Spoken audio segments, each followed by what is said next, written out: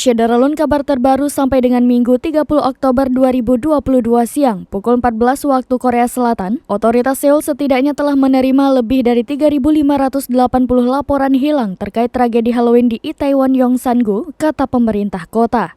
Adapun jumlah korban tewas akibat tragedi di Itaewon terus bertambah. Dari sebelumnya 149, kini total 151 orang tewas termasuk 19 warga negara asing atau WNA. Mayoritas korban yang tewas berusia 20-an.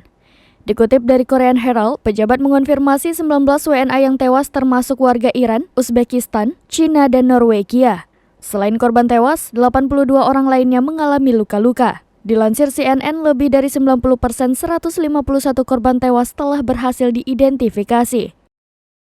Tonton video ini selengkapnya di YouTube Serambi On TV dan Facebook serambinews.com. Jangan lupa like, komen, dan subscribe. Terima kasih.